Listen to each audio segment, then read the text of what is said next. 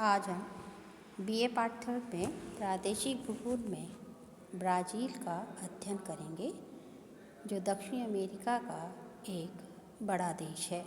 मैं डॉक्टर सुनंदा भंडारी, सह आचार्य भूगोल, राजकीय महाविद्यालय टोंक। दक्षिण अमेरिका महाद्वीप को यदि हम देखते हैं तो इसका अक्षांशीय विस्तार 5 डिग्री नॉर्थ से 34 डिग्री दक्षिणी अक्षांश तथा देशांतरीय विस्तार 34 डिग्री पश्चिम से 74 डिग्री 30 मिनट पश्चिमी देशांतर के मध्य है। जैसा कि आपको दिखाई दे रहा है कि महाद्वीप के उत्तरी भाग से जहां भूमध्य रेखा गुजर रही है, वहीं इसके मध्यवर्ती भाग से मकर रेखा गुजर रही है। ब्राज़ील क्षेत्रफल की दृष्टि से दक्षिणी अमेरिका का सबसे विशाल देश है तथा यह विश्व का छठा बड़ा देश है तथा जनसंख्या की दृष्टि से ये 5वां स्थान रखता है। इसकी स्थलीय सीमा 10 देशों से लगती है। उच्चावच की दृष्टि से यदि हम देखते हैं तो 3 प्रमुख भागों में इसको विभक्त किया जाता है: अमेजन बेसिन, ब्राज़ील का पठार और ब्राज़ील का तटीय प्रदेश। धरातलीय विविधता की दृष्टि से इस देश में पठारी और मैदानी भूस्वरूप का विस्तार है।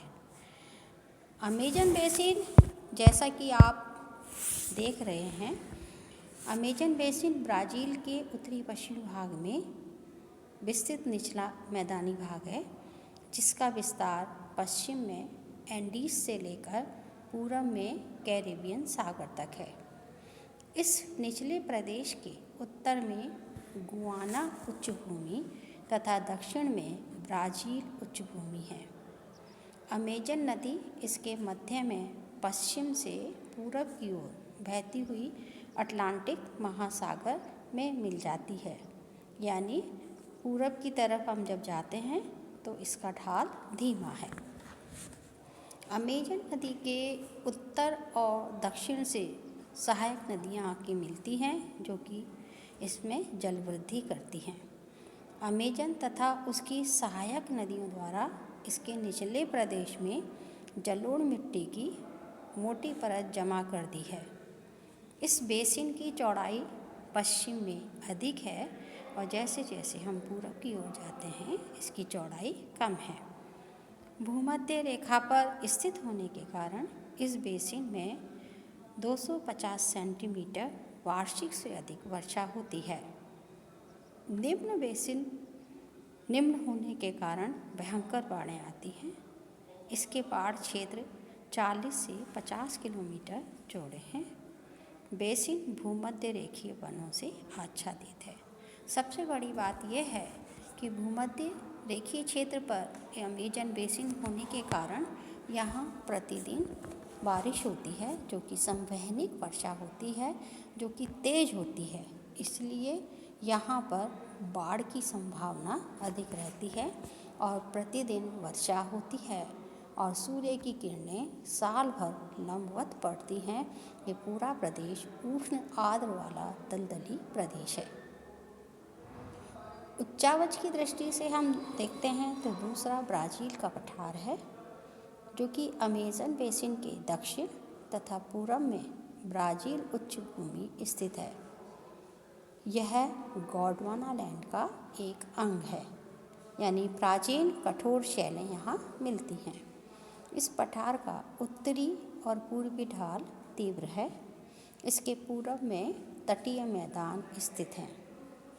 अत्यंत प्राचीन आग्नेय तथा रूपांतरित शैलों से निर्मित होने के कारण इस पठार पर अनेक महत्वपूर्ण खनिज पदार्थ मिलते हैं। खनिजों की दृष्टि से इसीलिए ब्राज़ील बहुत धनाढ्य है। यहाँ विविध प्रकार के खनिज मिलते हैं। ब्राज़ील का पठार पूर्वी भाग में अधिक चौड़ा है, अधिक ऊंचा है। इसका सर्वोच्च शिखर बैडिरिया 2890 मीटर है। अन्य शिखर इताशिया इताम्बी हैं।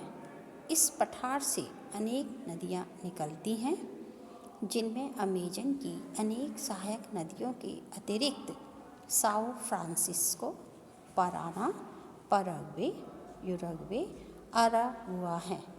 ये अधिकांश नदियाँ अपने मार्ग में जलप्रपात बनाती हैं। इस पठार की औसत ऊंचाई 1000 मीटर है। इस पठार का दक्षिणी भाग सिएरा दी मर कहलाता है।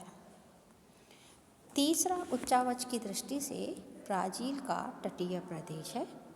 इसके अंतर्गत अटलांटिक महासागर का तटीय भाग शामिल है, जो समतल मैदानी भाग है। उत्तरी तटीय मैदानी भाग की चौड़ाई 100 से 1000 किलोमीटर तक है। वहीं पूर्वी तटीय मैदान अत्यंत संकरा है। ब्राज़ील के बड़े नगर और बंदरगाह इसी भाग में स्थित हैं, जिनमें Pernambuco, Salvador, Rio de Janeiro, Santos, Paranagua, Rio Grande, Porto Alegre है।